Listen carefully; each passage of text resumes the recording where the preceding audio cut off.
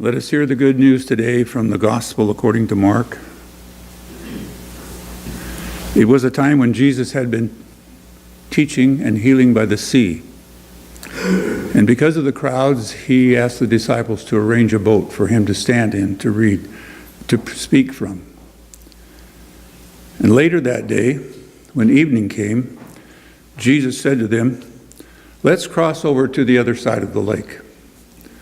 They left the crowd and took him in the boat just as he was. Other boats followed along.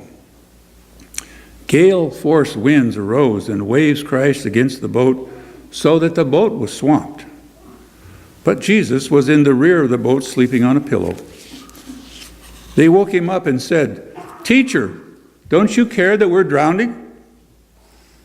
He got up and gave orders to the wind, and he said to the lake, "Silence, be still." The wind settled down, and there was a great calm. Jesus asked them, "Why are you frightened? Don't you have faith yet?"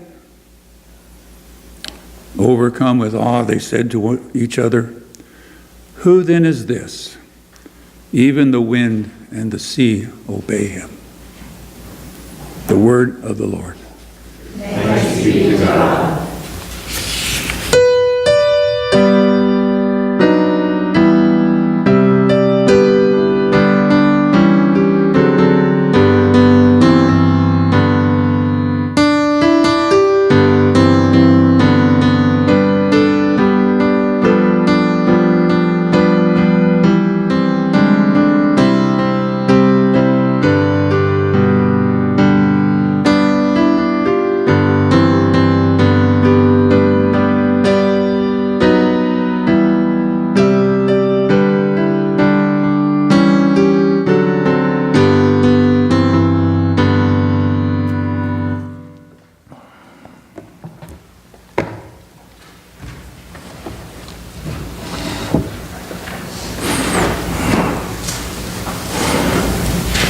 The storm has been brewing, although slower than we might have imagined.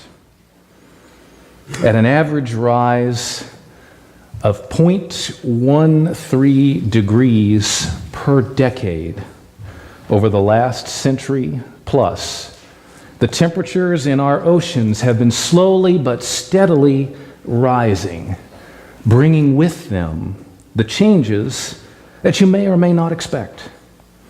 During that same time, beginning in 1901, we have tracked the rise of sea levels around the world of over 6 inches, over 7 if you go back to 1870 when the data was first being collected. We're starting to see changes. Not only do our satellites from space track the shrinking of the Arctic and the Antarctic ice shelves, but we're now seeing the migration of warm water fish and animals reaching further north toward the Arctic waters as the temperature rises. And in doing so, we begin to see species like the Atlantic cod slowly beginning to edge out. The smaller, the slower, the less nimble, the more adapted for cold Arctic cod. The storm has been brewing, and it continues to grow, even if we cannot always see or feel it. And it's not necessarily limiting its effects to the seashores or the oceans or the animals that live within it or near it. There are some who speculate that the changes in our weather patterns may have some bearing based on the rising of the sea temperatures. We watched extreme weather conditions such as those that have happened over the last 2 years, noting that the jet stream in the northern hemisphere has erratically changed its course from its regular roller coaster sine wave pattern to take off in very erratic shapes and sizes. That it was this Gulf Stream, this jet stream pulling out of alignment that pushed warm air from the Pacific Ocean north into Alaska during the winter when their temperatures were warmer than snowy New York City much further south. And it was the same jet stream that was out of alignment, dipping well south of where it should have been, that brought cold air further along and left snows in southern Georgia and northern Florida, places that seldom see snow at all, much less heavy, shut down the city types of snowfall. I haven't decided yet. I don't know whether you all pay attention to that here. Back in the Midwest where I come from, which I was reminded during my travels this last week, the jet stream is really important, especially if you grew up on a farm and the coming of the rain matters. Every night when the weather would come up in the local news, we would watch to see the track of the jet stream, because that was usually a good indicator of where that warm air coming up out of the Gulf of Mexico would begin to meet cool air coming down from Canada. And that was usually the boundary line where you'd begin to see the rain clouds forming. And if the differences in temperatures were truly great, that's where the thunderheads sprang up into the sky, and these large, beautiful clouds from a distance that turned black and ugly and sometimes a little scary as they grow up and they fill up and they draw close. I know you all don't know anything about thunderstorms and hail and tornadoes out here, right? I was actually hoping for a good storm this past week. I kind of missed the sound of thunder. But for us, being able to track that steady jet stream would help us to know whether the weather was likely going to remain dry, whether we could get into the field, whether it was going to bring much needed rain when it was a drought, or whether it was going to hold it off when we needed the seed to dry. The jet stream was important to the activities on our farms in the Midwest, and now we look at it and we see it's changing. We don't know for sure that it's entirely reflective of changes in the temperature in the ocean, but what we do know is that the changing of winds in our atmosphere is a direct result of two things: the transfer of energy based on the temperature of the ocean, and the rotation of the earth, and gravity. Three things, not two. So we see these changes. We see the storms beginning to brew.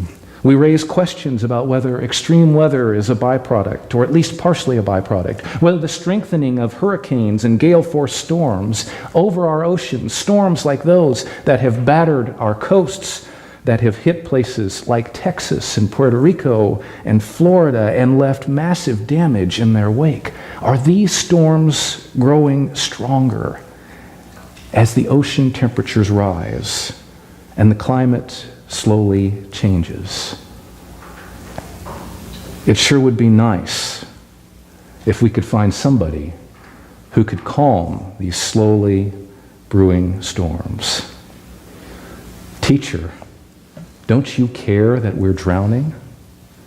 Don't you care that the sea levels are rising and are forcing inhabitants who live close to the shore out of their homes? Don't you care that the storms are strengthening and islands like Puerto Rico are still struggling to dig their way out? Don't you care that it's snowing in Georgia and it's 40 in Alaska? Teacher, we're drowning in this. It's easy in our theological view of the world to look at that story and to hear that as a reminder how it echoes the stories of the Old Testament, where God holds dominion over the seas, where God commands the waters, to see Jesus taking on that role of the divine and being able to still the storm, showing that he has command and control, just like God the Father. It's easy to look past the stories that remind us that the future of this planet is not in God's hands alone, but that we have been granted a role and a place in that as well. Such as in Genesis 1, after humans were created and God saw that it was good, we were given a role. A word used often is dominion, but certainly we were put in a place of stewardship of this planet on God's behalf. And we see it echoed again 2 chapters later in Genesis 3. After the eating of the forbidden apple, God curses the humans to walk the earth, and if you look at the description of the curse closely for the man, it is to tend the earth, to be its steward, to pull out its weeds, to harvest its crops, to do the labor of caring for the earth. It's easier, though, to turn to the God who calms the sea and say, Jesus, help us. Take care of this. And I'm reminded then of his answer before he stilled the storm. In verse 40, Jesus says, why are you frightened? Don't you have faith yet? Perhaps he was asking them if they had faith in him to calm the storms, but perhaps he was asking them if they had the faith that was required to step up and take the mantle of his ministry and begin to do the work that they would be called to do. We jump ahead into the book of Acts and into the stories that Paul and Peter tell. We know that the disciples rose to the occasion after Jesus' resurrection and ascension and took up their call to be good stewards, to be ministers on the earth, to do great and faithful things. Don't we have any faith that perhaps we are called to play a role in stilling the storms as well? No, I don't have any great faith in my ability to personally correct the changes in the jet stream. No, I cannot refrigerate the Arctic shelf and put the ice back in the place where it belongs. I cannot decrease the temperatures of the oceans to make up for the rises that have taken place over the last century plus. And in case you were wondering, neither can you. And yet, we know that while we alone cannot change these things through our own actions, the small things we do, we know that we can be part of a culture that begins to change and to transform. In fact, as followers of Christ, that is precisely what we are called to do, to take up his mantle to change the world. Amen. We may look at it through a very narrow lens of changing lives and changing hearts. But we're reminded that God sent his Son into the world not to condemn it, but so that it might be redeemed. And like the Son, God sends us into the world not to condemn it, but so that it might yet be redeemed. One step at a time, one act of mercy, one act of grace, one moment of small but transformative change. Dan announced that we are scheduled to have an interest meeting for a green team to form here at First Christian Church. And I can think of no better way than to think about how we might take some first steps to play a part in calming the storms that are brewing around us. No, we will not restore the ice or change the temperatures or do any of those things. And yet, we may find a way in our small acts, in minute differences, to play our part, to follow our Christ in faith and begin to roll back the storm and to bring about God's holy change. This process began when Janet and Mike and I sat down to watch a webinar about how we might work to make our buildings more energy efficient, more green, as it were, and it's grown from there. Because I've realized there's much that we need to talk about. It's not just a story of how do we properly steward this property and the resources that we have by making them more efficient so that we use less energy, spend less money for ourselves, but save more energy being drawn from the planet, but it's also about our call to be stewards of this earth. Like we are reminded at the beginning of our holy book, God put us in a place of dominion, not so we could throw it away, but so that we could steward it in God's stead. So part of our goal would be to think about the ways that we take up that stewardship beyond our walls, and also to talk about what it means to be a person of faith who's interested in going green, and what does that have to do with Jesus at all? I got to admit, I have some ideas. This green stuff is kind of my thing. Somehow you all have gone over a year and a half and have not yet heard a sermon about composter worms. I honestly don't know how that's happened. But I have been fascinated by this, having grown up on a farm, having grown up in a world that depends on the earth, my very livelihood being drawn from it. I find myself drawn to the ways that I can give back. So I don't know. Maybe something we would do is begin collecting our cans and recycling them. Or maybe just the pop-tops. Those are a lot easier to break off and to carry in. They're a lot easier to bring to the front as an offering than a big collection of cans. Maybe we collect those. Maybe we use them to help raise funds to work on how we might green up the building, take care of some of the energy pits that we know exist in this building that we love so much. Maybe that's an option. Maybe we look at other things too. Do any of you buy your cereals by the bag at the Winco, the Malta meals? I do on occasion. These bags, in and of themselves, they're not recyclable. You can't take them back to the store with your other bags. You can't put them in your bin for waste management. And yet, there are ways that these can be recycled. The nearest collection is Our Lady of Guadalupe Church in Seattle. It's a little bit of a drive for us. But what if we were to host a site where we, those of us who use these bags, those of us in our neighborhood who use these bags, could empty them and drop them off. And once we've collected a full box, we drop it in the mail and send it back to Malta Meal, where they will recycle it and transform it. What else? What other ideas could we do to show our faith in ways that perhaps we have never shown it before?